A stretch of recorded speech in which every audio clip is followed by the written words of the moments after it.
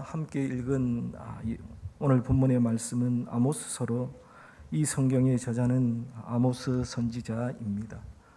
북이스라엘에서 활동했던 아모스 선지자는 예레미야처럼 눈물의 선지자도 아니었고 이사야처럼 귀족이나 왕족 출신도 아니었습니다. 아모스 선지자는 남유다의 시골 마을 드고아에서 양을 치던 목자였고 뽕나무를 재배하던 농부였습니다. 그는 전문적인 신학 교육을 받은 적도 없었고 선지자의 가문에서 태어난 적도 없는 정말로 평범한 사람이 바로 이 아모스라는 사람입니다. 그런데 하나님께서는 바로 그런 그를 부르셨습니다. 그리고 당시에 가장 부유하고 강성했던 북이스라엘로 보내셔서 하나님의 말씀을 선포하게 하셨습니다. 그때는 여로보암 2세가 다스리던 주전 8세기 중반, 북이스라엘은 정치적인 안정과 경제적 번영의 황금기를 누리고 있던 그러한 시기였습니다. 나라는 부강했고 백성들의 삶은 풍요로워 보였습니다. 하지만 그 화려함의 이면에는 깊은 어둠이 자리 잡고 있었습니다. 부유한 자들은 가난한 자들을 착취하여 부를 쌓았고 법정에서는 뇌물이 오가며 정의가 땅에 떨어졌습니다. 종교적으로는 하나님을 섬긴다고 말하면서도 실제로는 우상을 숭배하고 형식만 남은 예배를 드리는 위선이 가득했던 때가 바로 그때였습니다. 바로 그때 투박한 시골 농부였던 아모스가 하나님의 심판의 메시지를 들고 그들 앞에 나타난 것입니다. 그의 외침은 마치 조용하고 평화로운 시골 마을에 갑자기 울려 퍼지는 사이렌 소리와 같았을 것입니다. 오늘 우리가 함께 읽은 본문의 말씀은 바로 그 아모스 선지자의 외침의 중심부라고 우리는 말할 수 있습니다.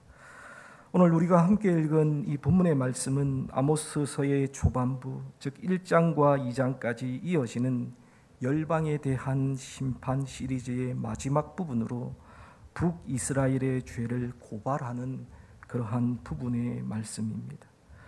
이 부분을 자세히 읽고 묵상해 보면 북이스라엘 백성들의 죄가 무엇이며 하나님께서는 왜 당신의 백성인 이스라엘을 심판하실 수밖에 없었는지, 그리고 나아가 그들을 향한 하나님의 마음이 어떠했는지를 생생하게 보여주고 있고 우리는 잘 알 수가 있습니다.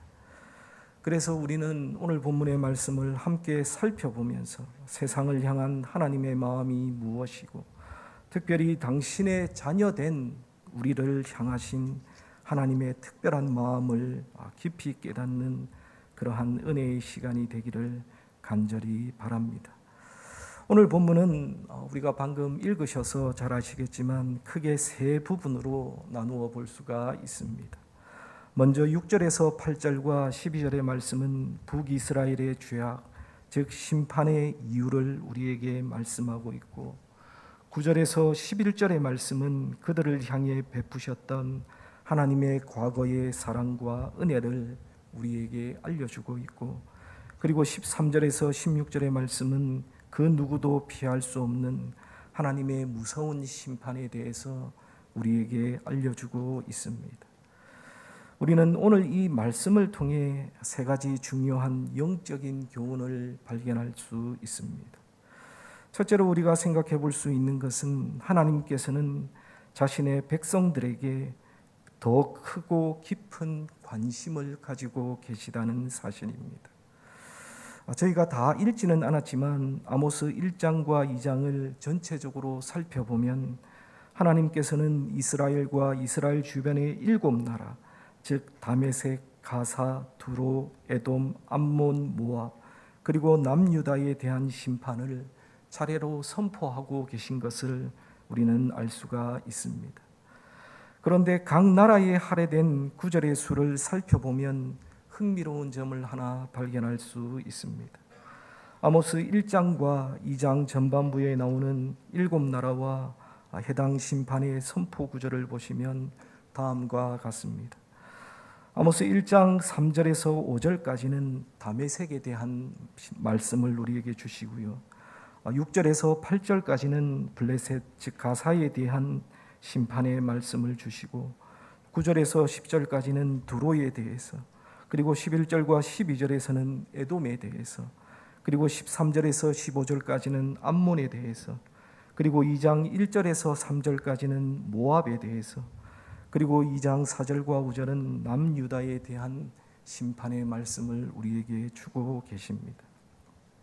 즉 다메섹과 가사와 암몬과 모압은 세 구절이고 두로와 에돔은 모두 두 구절씩 할애해서 그들의 죄와 심판을 간결하게 언급하고 계십니다. 그런데 여러분, 북이스라엘의 차례가 되자 분위기가 완전히 달라지고 있습니다. 하나님께서 북이스라엘의 죄와 심판을 언급하신 내용은 오늘 우리가 함께 읽었던 6절에서 16절까지 무려 11구절에 걸쳐서 그들의 죄를 조목조목 고발하시고 그들에게 임할 심판을 상세하게 묘사하고 계십니다. 여러분, 왜 이런 차이가 날까요? 북이스라엘이 다른 열방들과 달리 더 많은 죄를 지었기 때문일까요? 아닙니다. 그렇다면 하나님께서 다른 나라들보다 북이스라엘을 더 미워하셨기 때문일까요? 아닙니다. 사실은 정반대의 경우입니다. 하나님께서 이스라엘을 얼마나 특별하게 사랑하시고 그들에게 얼마나 깊은 관심을 가지고 계신지를 보여주는 가장 확실한 증거가 바로 이 분량의 차이라는 것입니다. 일반적으로 사랑의 반대말은 미움이 아니라 무관심이라는 그러한 말이 있습니다. 다른 이들로부터 사랑도 미움도 받지 못하는 무관심은 어찌 보면 사람에게 있어서, 인간에게 있어서 가장 무서운 형벌입니다. 다른 나라들의 죄악에 대해서는 간략하게 언급하고 넘어가시지만 당신의 백성들인 북이스라엘 백성들의 죄에 대해서는 현미경을 들이대듯이 세밀하게 살피시고 긴 지면을 할애해서 말씀하시는 것은 그만큼 그들을 포기하지 않으셨다는 뜻이며 그들을 향한 하나님의 마음이 애끓고 있다는 그러한 증거라고 우리는 볼 수가 있습니다. 특히 오늘 본문 6절에서 8절은 당시 북이스라엘 사회에 만연했던 그들의 죄악의 실상이 어떠했는지를 우리에게 적나라하게 보여주고 있습니다. 먼저 6절 말씀을 한번 보십시오. 6절에 보시면 그들이 은을 받고 의인을 팔며 신 한 켤레를 받고 가난한 자를 팔았다라고 말씀하고 있습니다. 이는 재판이 돈에 의해 좌우되고 의로운 사람이 단지 돈 때문에 노예로 팔려가며 가난한 사람들은 신발 한 켤레 정도의 헐값에 팔려 나가고 있다는 그러한 말씀입니다. 이는 당시의 북이스라엘은 정의가 완전히 무너진 그러한 시대였음을 우리에게 보여주고 있습니다. 그리고 7절 상반절을 보시면 힘없는 자의 머리를 티끌 먼지 속에 발로 밟고 연약한 자의 길을 굽게 하였다라고 말씀하고 있습니다. 부와 권력을 가진 사람들은 가난하고 힘없는 자들을 인간으로 취급하지 않았습니다. 그들의 머리를 먼지처럼 짓밟고 그들이 가야 할 길을 막아서며 억압했다는 그러한 의미입니다. 그리고 7절 하반절에 보시면 아버지와 아들이 한 젊은 여인에게 다녀서 내 거룩한 이름을 더럽혔다라고 말씀하고 있습니다. 이는 당시의 그 사회가 성적인 타락이 극에 달했다는 것을 우리에게 말씀하고 있습니다. 이는 단순한 음란의 문제를 넘어서 한 인격체, 특히 사회적 약자인 젊은 여인을 완전히 유린하는 그러한 행위였습니다. 하나님께서는 이것이 당신의 거룩한 이름을 더럽히는 행위라고 분명하게 지적하시고 말씀하고 계십니다. 그리고 8절에는 보시면 모든 제단 옆에서 전당 잡은 옷 위에 누우며 그들의 신전에서 벌금으로 얻은 포도주를 마심이라라고 말씀하고 있습니다. 출애굽기 22장에 따르면 가난한 이웃의 옷을 담보로 잡았을 경우에 해가 지기 전에는 그 옷을 반드시 돌려주어야 했습니다. 왜냐하면 그 옷이 그가 밤에 몸을 덮을 유일한 이불일 수 있기 때문이었습니다. 그러나 그들은 그 옷을 돌려주기는커녕 제단 옆에서 그 옷을 깔고 누워서 잔치를 벌였습니다. 또한 부당하게 빼앗은 벌금으로 포도주를 마시며 자신들의 신에게 예배를 드렸다고 8절은 말씀하고 있는 것입니다. 즉 그들의 예배는 불의와 착취로 얼룩진 가증스러운 행위였습니다. 이처럼 당시의 북이스라엘의 백성들의 죄는 심각했고 하나님께서는 그들의 죄를 이처럼 구체적으로 하나하나 조목조목 지적하고 계신 것입니다. 그러면 하나님께서는 왜 이토록 이스라엘의 죄를 구체적으로 지적하고 계실까요? 이스라엘 주변에 있던 이방 나라들에 대해서는 그렇게 짧게 짤막짤막하게 지적하시다가 왜 자신이 사랑하는 이스라엘 백성들, 북이스라엘 백성들을 향해서는 그들의 죄를 이처럼 조목조목 구체적으로 지적하고 계십니까? 그것은 바로 그들이 하나님의 백성이기 때문입니다. 그들이 하나님의 자녀들이기 때문이고 하나님의 특별한 관심을 받고 있는 관심의 대상이기 때문입니다. 세계적인 첼리스트인 요요마라는 사람이 실제로 겪었던 이야기입니다. 그는 1733년산 스트라디바리우스 첼로를 가지고 연주하는 연주자로 유명합니다. 그런데 이 첼로는 당시에 수십억 원의 가치를 지니고 있는 명품 악기였습니다. 그런데 1999년 그가 뉴욕에서 연주회를 마치고 택시를 탔는데 내릴 때에 이 귀한 첼로를 깜빡 잊고 그냥 내린 적이 있었습니다. 뒤늦게 그 사실을 깨달은 요요마는 사색이 되어서 경찰에 신고를 했고 온갖 방법을 동원해서 첼로를 찾아 나섰습니다. 사실 그에게는 수많은 좋은 첼로들이 있었습니다. 하지만 그 무엇도 이 첼로를 대신할 수는 없었습니다. 왜냐하면 그 첼로는 그에게 단순한 비싼 악기가 아니라 그의 음악 인생과 영혼이 담긴 특별한 물건, 특별한 존재였기 때문입니다. 만약에 그가 잃어버린 그 악기가 그냥 길가에서 쉽게 구입할 수 있는 평범한 악기였다면 아마 그는 이렇게 애타게 찾지 않았을 것입니다. 그러나 그것이 세상에 단 하나뿐인 그의 특별한 악기였기 때문에 그는 그 악기를 잃어버리고 마음을 다해서 그 악기를 간절하게 찾았던 것이었습니다. 하나님의 백성이었던 북이스라엘이 바로 그런 존재였습니다. 신명기 7장 6절에 보시면 다음과 같은 말씀이 있습니다. 너는 여호와 내 하나님의 성민이라. 내 하나님 여호와께서 지상 만민 중에서 너를 자기 기업의 백성으로 택하셨나니라고 말씀하고 있습니다. 여러분, 이스라엘은 수많은 민족 가운데서 하나님께서 친히 택하시고 보배롭고 존귀하게 여기신 특별한 소유였습니다. 그렇기 때문에 하나님께서는 이스라엘의 죄에 대해서 더욱 마음 아파하시고 더욱 엄하게 책망하시는 것입니다. 그것은 미움의 표현이 아니라 애끓는 사랑과 관심의 표현이었던 것입니다.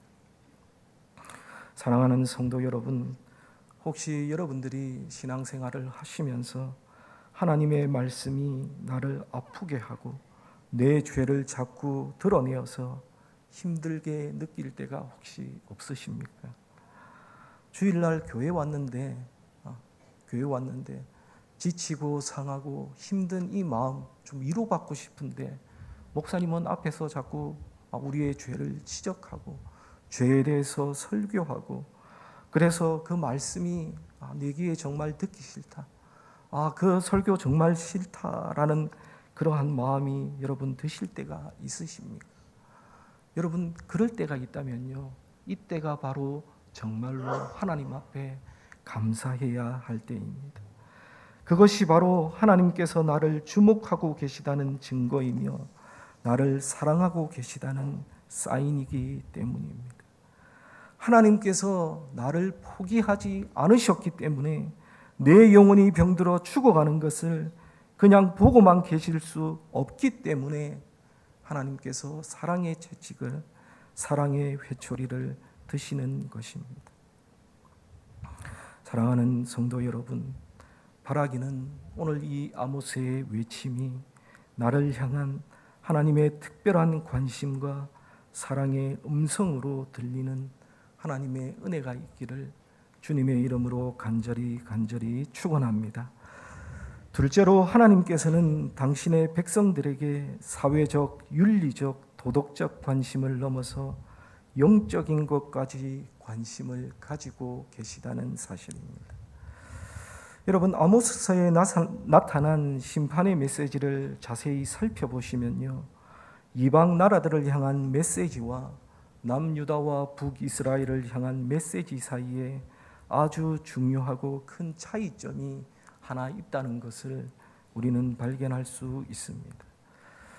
여러분, 오늘 본문은 아니지만 1장 3절에 보시면 다메섹은 이스라엘 길르앗 지역을 잔인하게 학살하고 억압했기 때문에 하나님 앞에 심판의 메시지를 듣고 있고요. 그리고 1장 6절에 보시면 블레셋은 인신매매 때문에, 노예 매매 때문에 하나님의 심판의 메시지를 듣고 있고, 그리고 1장 13절에 보시면 암몬은 영토 확장을 위해 아이벤 여인의 배를 가른 극악 무도함 때문에 심판을 받고 있다는 것을 우리는 볼 수가 있습니다. 즉, 이방 나라의 죄는 대부분 보편적인 인류애와 도덕률을 파괴한 비인간적인 행위들에 대한 그러한 말씀입니다. 그런데 유다와 이스라엘의 죄를 지적하실 때에 하나님께서는 이러한 죄 외에도 한 가지를 더 추가하시는 것을 우리는 살펴볼 수 있습니다. 그것은 바로 영적인 죄를 또한 지적하고 계십니다. 오늘 본문 4절에 보시면, 함께 읽지는 않았지만 4절에 보시면, 2장 4절에 보시면 하나님께서는 남유다의 죄를 지적하시면서 그들이 여호와의 율법을 멸시하며 그 율례를 지키지 아니하였다라고 말씀하고 계십니다. 그리고 오늘 본문 12절에서는 북이스라엘을 향해서 이렇게 책망하고 계십니다. 그러나 너희가 나실 사람으로 포도주를 마시게 하며 또 선지자에게 명령하여 예언하지 말라 하였느니라 라고 말씀하고 있습니다. 여러분, 이것이 무슨 뜻일까요? 우리가 잘 알듯이 나실이는 구약시대의 특별한 소원을 통해서 자신을 하나님께 온전히 구별해서 바친 사람들이었습니다. 이들은 서원하는 기간 동안 포도주나 독주를 마시지 않았고 머리를 깎지 않았고 시체를 가까이 하지 않는 등 엄격한 규율을 지키며 하나님 앞에 섬기며 살아가는 존재였습니다. 그래서 이들 나실이는 어떻게 보면 이스라엘 공동체 안에서 거룩함과 헌신의 살아있는 상징과도 같은 그러한 존재였습니다. 그런데 12절 말씀에 보시면 이스라엘 백성들은 이 나실인들에게 강제로 포도주를 마시게 했습니다. 이는 단순히 술 한 잔, 음료 한 잔을 권하는 그러한 행동이 아니었습니다. 그것은 하나님의 거룩함을 조롱하고 하나님께 대한 헌신을 무너뜨리려는 악의적인 행동이었습니다. 또한 선지자는 하나님의 말씀을 대언하는 사람입니다. 그런데 그들은 선지자들의 입을 막으며 예언하지 말라고 협박했습니다. 듣기 싫은 소리, 자신들의 죄를 지적하는 소리는 듣지 않겠다는 것입니다.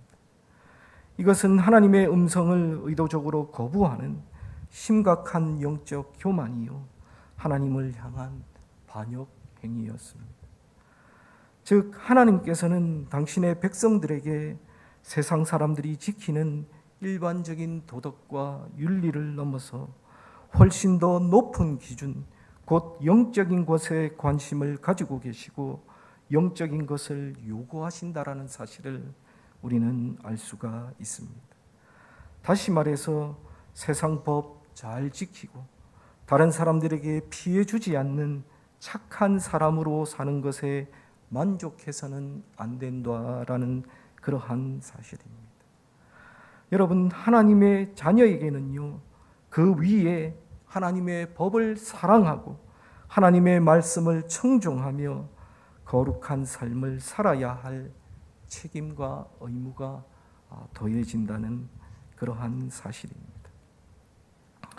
2015년에 미국의 사우스캐롤라이나 주에서 백인 우월주의자 청년이었던 딜런 루크라는 사람이 흑인 교회에서 성경 공부 중인 그 사람들을 향해서 총기를 난사해서 9명이 사망하는 끔찍한 사건이 있었습니다. 그때 온 미국이 충격과 분노에 휩싸였습니다. 며칠 후 법정에서 피해자 유가족들이 가해자에게 발언할 수 있는 그러한 기회를 가졌습니다.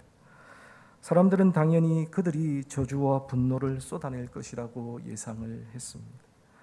그런데 놀라운 일이 벌어졌습니다. 희생자 중에 한 명이었던 한 여사의 딸인 나딘 콜리어는 흐느끼면서 다음과 같이 가해자에게 말했습니다. 당신은 저에게 가장 소중한 것을 앗아갔습니다. 저는 다시는 어머니와 대화할 수도 어머니를 안을 수도 없게 되었습니다. 당신은 저에게 엄청난 고통을 주었습니다. 하지만 저는 당신을 용서합니다 라고 말을 했습니다. 그리고 또 다른 유가족은 다음과 같은 말을 하기도 했습니다. 증오는 결코 이길 수 없습니다. 우리는 당신을 미워하지 않습니다. 당신의 영혼에 하나님의 자비가 있기를 기도합니다 라고 가해자를 향해 말했습니다. 여러분, 그들의 용서는 세상의 법과 상식으로는 도저히 설명할 수도 받아들일 수도 없는 그러한 것이었습니다. 여러분, 세상의 기준은요, 눈에는 눈, 이에는 이입니다. 그러나 그들은 세상의 기준을 뛰어넘는 하나님의 법, 곧 원수까지도 사랑하고 용서하라는 주님의 말씀을 따랐습니다. 그들의 모습은 세상 사람들에게 엄청난 충격과 감동을 주었고 그리스도인의 삶이 무엇인가를 다시 한번 생각하게 만들었다고 합니다. 사랑하는 여러분, 이것은 조금 극단적인 그러한 예시이기도 하지만 바로 하나님께서 하나님의 백성들, 하나님의 특별한 관심의 대상이 되고 있는 하나님의 자녀들에게 원하시는 모습이 바로 이것이라는 것을 우리에게 말씀하고 있습니다. 세상의 도덕적 기준에 머무르는 것이 아니라 그것을 뛰어넘는 하나님의 거룩하고 성결한 기준을 따라 살아가는 것, 그것이 바로 예수 믿는 사람이 마땅히 따라야 할 그러한 사실이라는 것입니다. 사회의 정의를 외면하고 불의를 행하면서 주일에 교회에 와서는 거룩한 척 예배하는 것은 하나님께서 가장 가증히 여기시는 죄입니다. 동시에 사회적으로는 흠없이 살아갈지라도 하나님의 말씀을 거부하고 거룩한 삶을 조롱하며 살아간다면 그건 역시도 하나님 앞에서 심각한 죄악이 됩니다. 사랑하는 성도 여러분, 하나님은 우리의 삶의 모든 영역에서 사회적 정의와 영적 성결이 함께 나타나기를 간절히 원하고 계십니다. 물론 이 길이 쉽지 않습니다. 여러분, 세상 법, 세상의 도덕, 세상의 윤리 잘 지키는 것도 쉽지 않은 길인데 거기에 더해서 하나님의 법을 따라 살아가야 한다는 것, 여러분 결코 쉽지 않은 길입니다. 그러나 이 길을 걸어갈 때에 우리는 세상이 줄 수 없는 하늘의 참된 평안과 하나님의 능력을 경험하게 될 줄로 믿습니다. 사랑하는 성도 여러분, 그러므로 하나님의 백성들은 사회적, 도덕적, 그리고 윤리적인 그러한 관심, 법을 넘어서 하나님의 법까지 잘 지키며 살아가시는 저와 여러분들이 다 되시기를 주님의 이름으로 간절히 축원합니다.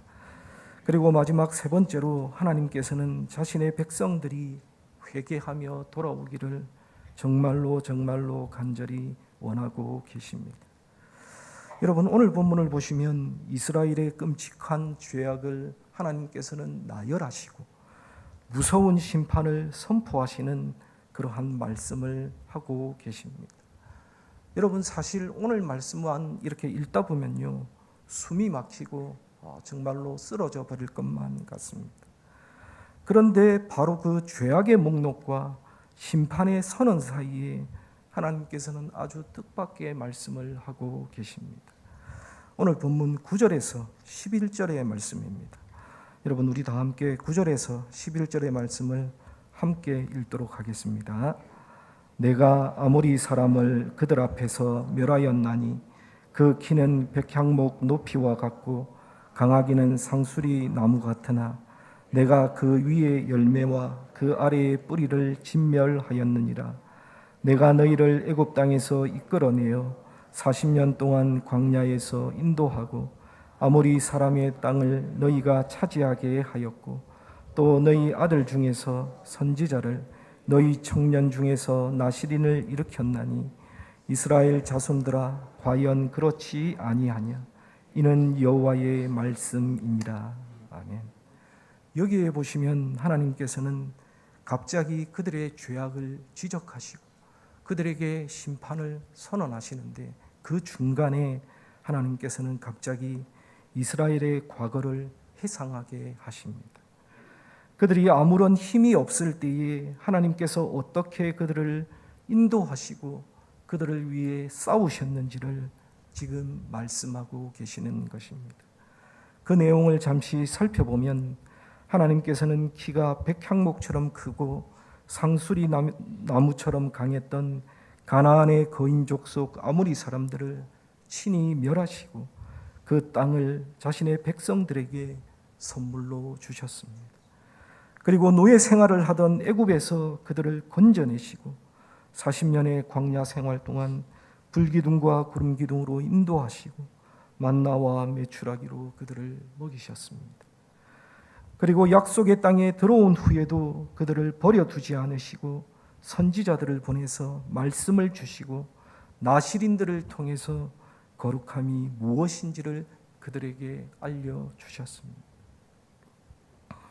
여러분, 하나님께서는 왜 이 시점에서 문맥에도 맞지 않게 그들의 죄를 지적하시고 그들이 받아야 할 심판을 언급하시는 그 중간에 왜 하나님께서 자신의 백성들을 향해 베푸셨던 과거의 은혜의 말씀들을 회상하며 주시는 것일까요? 내가 너희에게 이렇게까지 잘해 주었는데 너희가 감히 나를 배신해? 라고 그들의 죄를 더욱더 부각시키기 위해서였을까요? 물론 그런 의미도 있습니다. 그들의 죄가 얼마나 배은망덕한 것인지를 깨닫게 하시려고 하나님께서 그들에게 얼마나 잘해 주셨는지를 언급하려는 그러한 의도도 아마 있으셨을 것입니다. 하지만 여기에는 이것보다 더 중요한 이유가 있습니다. 그것은 바로 이스라엘 백성들이 하나님의 사랑을 기억하고 그 사랑의 품으로 다시 돌아오기를 간절히 바라시는 하나님의 마음의 표현이 바로 이 속에는 들어있다는 것입니다. 여러분, 이 9절에서 11절의 말씀은요, 어떻게 보면 심판을 위한 하나님의 마지막 경고의 말씀이자 동시에 회개를 촉구하는 사랑의 마지막 호소라고 우리는 볼 수 있습니다. 진노 중에도 긍휼을 잊지 않으시는 하나님의 마음이 이 9절 속에 녹아 있다는 그러한 의미입니다. 여러분, 우리가 잘 아는 빅토르 위고의 소설 레미제라블에 나오는 미리엘 주교의 이야기를 우리가 다 아실 것입니다. 19년간의 감옥살이를 마치고 나온 장발장은 아무도 자신을 받아주지 않는 세상에 대해 증오심으로 가득 차 있었습니다. 그때 미리엘 주교만이 그를 따뜻하게 맞아주었고 저녁 식사와 잠자리를 제공했습니다. 그러나 장발장은 그 은혜를 배신하고 밤중에 주교의 집에서 은식기를 훔쳐 달아나다 경찰에게 붙잡혀서 다시 끌려오게 됩니다. 경찰에게 끌려온 장발장을 본 주교는 이렇게 말합니다. 아니, 내가 당신에게 가장 비싼 은촛대까지도 주었는데 왜 그것은 가져가지 않았습니까? 라고 하면서 그 은촛대를 그에게 챙겨주면서 경찰에게 장발장을 풀어주라고 말을 했습니다. 이에 충격에 빠진 장발장에게 주교는 은촛대를 건네면서 조용히 말합니다. 장발장, 나의 형제여, 당신은 이제 더 이상 악에 속한 사람이 아닙니다. 나는 당신의 영혼을 하나님께 바쳤으니 이제부터는 정직한 사람으로 살아가십시오 라고 말을 했다고 합니다. 여러분, 미리엘 주교는 장발장의 죄를 꾸짖거나 정죄하지 않았습니다. 대신 그가 베푼 사랑과 은혜를 다시 한번 확인시켜 줌으로써 장발장의 얼어붙은 마음을 녹이고 그가 새로운 삶으로 나아갈 수 있는 기회를 주었습니다. 그리고 그 조건 없는 사랑 앞에서 장발장의 인생은 완전히 변화되었습니다. 사랑하는 여러분, 하나님께서 아모스 선지자를 통해서 과거의 은혜를 상기시키는 이유가 바로 이것입니다. 이스라엘 백성들이 자신이 얼마나 큰 사랑을 받고 있는 존재인지를 기억하고 그 사랑에 근거하여 회개하고 돌아오기를 기다리고 계신 것입니다. 심판 그 자체가 목적이 아니라 회개를 통한 회복이 하나님의 궁극적인 목적이었다는 것입니다. 하지만 안타깝게도 이스라엘은 이 하나님의 마지막 사랑의 호소마저 거절했습니다. 그 결과 그들에게 피할 수 없는 심판이 선고되고 있는데 13절에서 16절의 말씀은 바로 그 심판이 얼마나 철저하고 무서운지를 우리에게 보여주고 있습니다.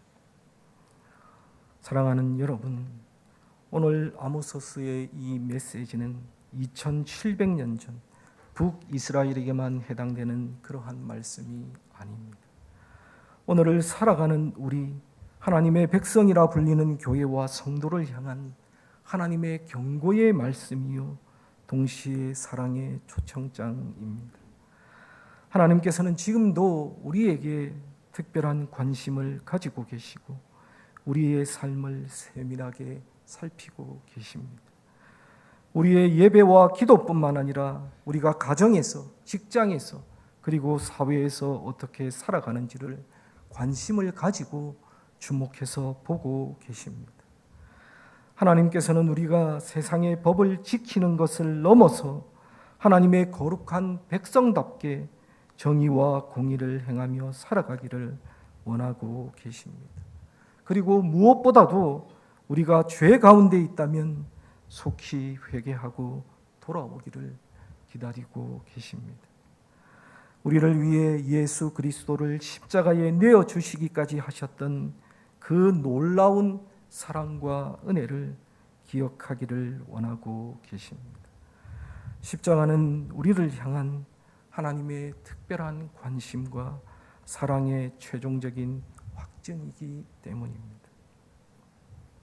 사랑하는 성도 여러분, 이번 한 주간 아모스의 외침을 가슴 깊이 새기며 살아가시는 우리 모두가 되시기를 바랍니다. 나의 삶 속에 세상의 불의와 타협하며 살아가는 그러한 삶의 모습들은 없는지, 혹은 하나님의 음성을 외면하고 있지는 않은지 여러분 자신을 한번 되돌아보시기를 바랍니다. 그리고 나를 향한, 우리를 향한, 교회를 향한 하나님의 그 놀라운 사랑과 은혜에 감사하며 그 사랑에 합당한 거룩하고 정의로운 삶을 살아내는 저와 여러분들 우리 모두가 다 되시기를 주님의 이름으로 간절히 축원합니다. 이 시간 다 함께 기도하겠습니다. 참 좋으신